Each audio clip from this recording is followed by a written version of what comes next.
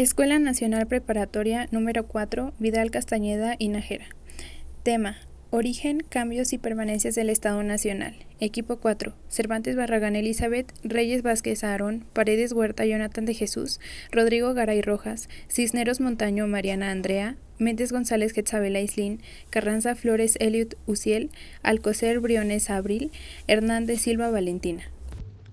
La configuración de México como país independiente se inició en 1810 y se consolidó a partir de 1821. La entidad política conocida como la Nueva España no surgió de manera inmediata con la llegada de los conquistadores, sino que fue el resultado de un proceso más amplio en donde se adaptaron algunos principios jurídicos provenientes del medievo al contexto social del Nuevo Mundo, los cuales aglutinaron a las personas en tres tipos: los europeos, los indios y los negros, cada uno de los cuales cumplía una función específica dentro de los dominios del monarca español. Este proceso comenzó con la unificación de las casas gobernantes de Castilla y Aragón en 1469. Los reyes católicos Isabel y Fernando unificarían política y religiosamente a la península ibérica, derrotando al reino nazarí de Granada y expulsando a los judíos de sus territorios. Tales sucesos acrecentaron los dominios y el poder de España, que se convirtió en la principal potencia de Europa. Con la llegada de Carlos I al trono, se acrecentaron las posiciones reales, porque dicho personaje logró convertirse simultáneamente en el emperador del Sacro Imperio Romano Germánico y en el rey de España. Bajo su gobierno, Hernán Cortés y Francisco Pizarro someterían a los imperios mexica e húngaro, con lo cual las posesiones ultramarinas de España llegaron a su máxima extensión. De esta forma se iniciaría la creación del virreinato de la Nueva España, que en un primer momento aglutinó a las unidades políticas de la población indígena sobreviviente, mejor conocidas como el Tepecle. La administración, la impartición de la justicia y las decisiones del gobierno quedaron en manos de los españoles, y la primera institución política que establecían en el territorio recién conquistado fue la Real Audiencia en 1527. Se iniciará la creación del Virreinato de Nueva España, que, en un primer momento, aglutinó a las unidades políticas de la población indígena sobreviviente, mejor conocidas como Altepetl. La primera institución política que establecieron en el territorio recién conquistado fue la Real Audiencia, en 1527. El carácter del monarca que gobernaba España y a las Indias era absoluto, es decir, que tenía el poder de facultades omnímodas. Las instituciones políticas tenían como función asesorar al monarca en ciertos aspectos administrativos y hacer cumplir lo ordenado por él. Podían proponer ciertas medidas gubernamentales, pero la última decisión la tenía el rey. Las instituciones que se crearon para el mejor gobierno de las posiciones ultramarinas fueron las siguientes. Número 1. El Consejo de las Indias. Era el órgano más alto de autoridad después del monarca. Tenía atribuciones administrativas, legislativas y judiciales. La Casa de Contratación controlaba el comercio y la migración a las Indias. Fungía, además, como depósito de comercio, tribunal mercantil y escuela de navegación. El virrey era la máxima autoridad de los virreinatos, pues era el representante del monarca. De igual manera, presidía a la Real Audiencia y al Consejo de las Indias. Durante los primeros 200 años, la dinastía de Habsburgo gobernó la Nueva España. El español no cambiaría su modo de vivir, convirtiéndose en sedentarios. Nombró heredero a Felipe V o Felipe d'Anjou, nieto del monarca Luis XIV de Francia. El miedo de que la corona española y francesa se quedara bajo el poder de los Borbones hizo que Inglaterra, Austria, Prusia, Holanda y Hannover se opusieran. El ascenso al trono español lo que propició la guerra de sucesión de España, y esto haría que Felipe V renunciara a la corona francesa y así sea reconocido como monarca español. Esta vivienda reinante impondría una secuencia de medidas administrativas populares como reformas borbónicas, cuya tarea era reformar la organización territorial del imperio por medio de la construcción de intendencias y mejorar el sistema fiscal, concentralizándolo y construyendo nuevos impuestos. Los próximos ministros fueron los que hicieron valer las reformas en el conjunto de naciones, pero Pablo Encierra de Bolea, mejor conocido como el conde Aranda, Gaspar Melchor de Jovellanos, Pablo Olevide y José Moñiño y Redondo, además del conde de Floridablanca. Por otra parte, el territorio novohispano se implementó en el sistema de intendencias que, como su nombre lo dice, las máximas autoridades corresponden a los intendentes, quienes ocuparían el lugar de las castas burocráticas compuestas por los corregidores, alcaldes mayores, y servirían para eliminar los vicios del sistema de repartimientos, así como los funcionarios bibliocráticos al virrey de ocuparse de muchos detalles operativos del gobierno y se unirían a sus empleos de los corregidores en las capitales y provincias donde se establecerían. Fue así que los intendentes lograrían estar a cargo de las causas de justicia, guerra, hacienda, junto con la policía, conforme a las reales ordenanzas en los años de 1718 a 1749. Para facilitar su trabajo podían nombrar asistentes o subdelegados. Para el año de 1768, el territorio quedaría dividido, ya que se crearían varias intendencias junto para México conforme a los estados de Guadalajara, Puebla, Veracruz, Mérida, Oaxaca, Guanajuato, Valladolid, San Luis Potosí, entre otros. Cuando es periodo de elecciones, existe un bombardeo mediático de candidatos para que los ciudadanos mayores de 18 años puedan participar eligiendo el 1 de julio de cada sexenio a los representantes de dos de los tres poderes de la Unión.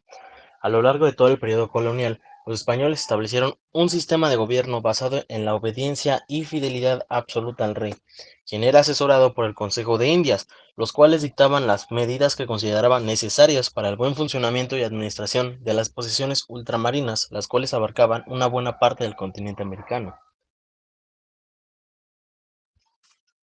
Por si fuera poco, el monarca también tenía la facultad de intervenir en los asuntos internos de la Iglesia Católica, asignada en sus dominios gracias al regio patronato indiano que les fue conferido a perpetuidad por el Papa Julio II en 1518.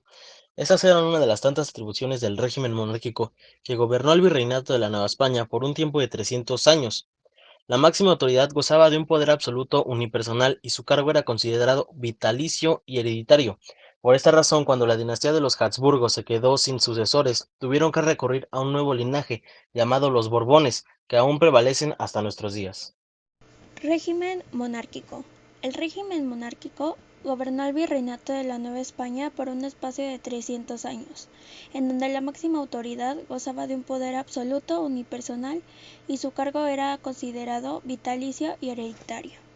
Este sistema entró en crisis cuando Napoleón Bonaparte invadió la península ibérica en 1808 y obligó al rey Carlos IV y a su hijo Fernando VII a abdicar y delegar la corona a su hermano José Bonaparte. Constitución de 1814 y 1812. 1812. En España se formaron asambleas representativas que recibieron el nombre de Cortes y dieron como resultado la formación de una constitución promulgada en la ciudad de Cádiz en 1812. 1814. El nuevo sistema, que recibió el nombre de constitucional, serviría de inspiración a los insurgentes novohispanos, quienes proclamaron el suyo ese mismo año. Constitución de Cádiz. El rey Fernando VII se vio obligado a jurar de nueva cuenta la Constitución de Cádiz. Ante esta situación, los grupos de poder novohispano decidieron que era mejor separarse de España e instaurar su propio régimen político. Para lograrlo, le encomendaron al general Agustín de Iturbide pactar un acuerdo con los insurgentes que comandaba Vicente Guerra. Ambos bandos acordaron unir esfuerzos para lograr la independencia, al frente del cual quedó Iturbide. Meses más tarde, Iturbide, junto con el capitán Juan de Donajú, firmaron los Tratados de Córdoba, en los cuales se declaró la independencia de la antigua colonia y se establecía como forma de gobierno el sistema monárquico. Contra todo pronóstico, las autoridades españolas se negaron a ratificar este acuerdo, y esto abrió la posibilidad para que Iturbide fuera coronado emperador. Sin embargo, no duró mucho, pues un levantamiento armado derrocó a Iturbide e instauró una república democrática de índole federal, siguiendo el ejemplo de los Estados Unidos. El problema surgió cuando no hubo un consenso respecto a qué sistema sería el mejor. Para algunos, la clave estaba en el modelo norteamericano, en donde los territorios se conformaban a la federación tendrían autonomía interna, se dividirían en Congreso unicameral, Corte de Justicia y Poder Ejecutivo. Además, se eliminarían los fueros que el clero y el ejército gozaban. Otros pensaban que lo mejor era conservar la estructura política heredada del virreinato, en donde el poder político se estaba centralizando y se respetaba a la Iglesia Católica. El ejército debía conservar fueros y se necesitaba de un hombre fuerte que hiciera valer los decretos del Congreso. Debido a la mala fortuna del primer emperador mexicano, se decidió que lo mejor era dejar la república en manos de una dictadura o solicitar un monarca extranjero. Así, las diferentes facciones políticas impondrían su modelo de nación por medio de los movimientos armados. Esto dio como resultado la instauración de una constitución liberal en 1857, lo que provocó el estallido de la Guerra de Reforma, la Segunda Intervención Francesa y el establecimiento del Segundo Imperio Mexicano, que terminó con el fusilamiento de Maximiliano de Habsburgo en 1867. Sin embargo, esto no significó el establecimiento de la paz, Muy pronto la facción liberal se dividió y muchos se opusieron a las continuas reelecciones de Benito Juárez. Esta situación sería aprovechada por el general Porfirio Díaz, que bajo el lema de la no reelección organizó 2 rebeliones, la de la Noria y la de Tuxtepec, las cuales dieron como resultado la instauración de una dictadura militar que gobernaría el país por 30 años. Conforme pasaron los años, resultó evidente que Porfirio Díaz no dejaría el poder y, lo que era más grave, no había preparado a alguien para que fuera su heredero político. Esto propició una amplia movilización política en 1910, en donde surgieron múltiples candidatos opositores a Díaz, siendo el más importante de ellos Francisco I. Madero, quien llamó a las armas el 20 de noviembre de ese año. Con este levantamiento se iniciaría una nueva etapa en la evolución política del país y culminó con la promulgación de una nueva constitución en 1917. Con ella se reafirmaba el sistema federal, laico y paternalista del Estado, que pronto se convertiría en revolucionario y nacionalista. Además, el ejercicio del poder ya no sería perpetuo ni vitalicio, pero quedaría en manos de un partido único que decidiría quién ocuparía la presidencia, los gobiernos estatales y los escaños dentro del Congreso. Así, a lo largo del siglo XX, las instituciones del Estado terminaron por consolidarse y la vía democrática se convirtió en el único medio efectivo de transformación política reconocido por la ley. También la política internacional acabó polarizándose en 3 posturas, una de índole capitalista y del Estado benefactor, otra que llevó a la militarización de la sociedad con los regímenes autoritarios de índole fascista, y una tercera, representada por la puesta en marcha del socialismo en la URSS.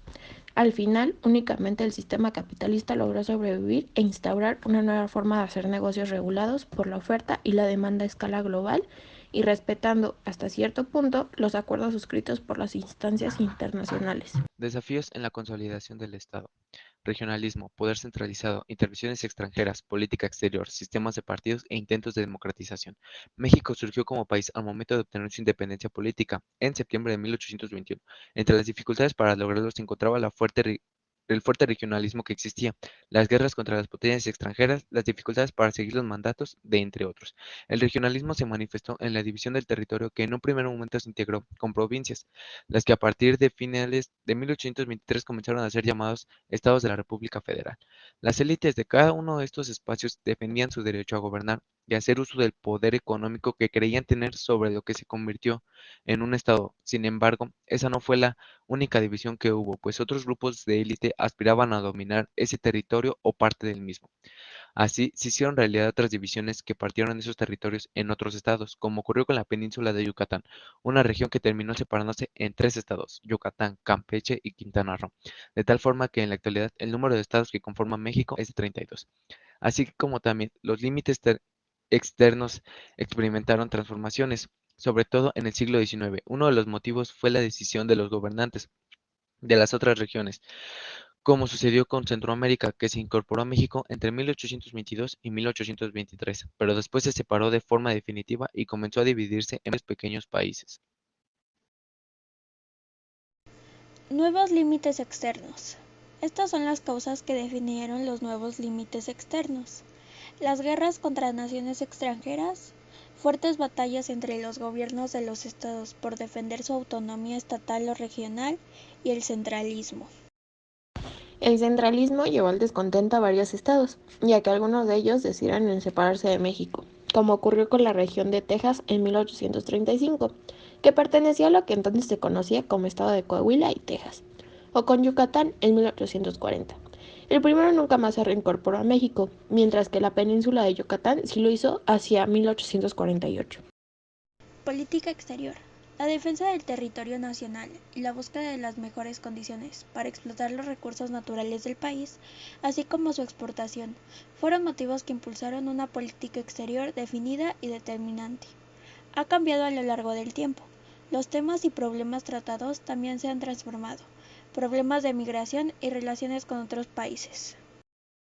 La organización política de México se fue conformando con base en un sistema de partidos. Si bien desde la década de 1930 el único que obtenía la presidencia era el PRI, existían otros partidos como el Partido Demócrata Mexicano, el Partido Auténtico de la Revolución Mexicana y el Partido Popular Socialista, pero no tenían fuerza o no les era permitido ejercer una verdadera democracia.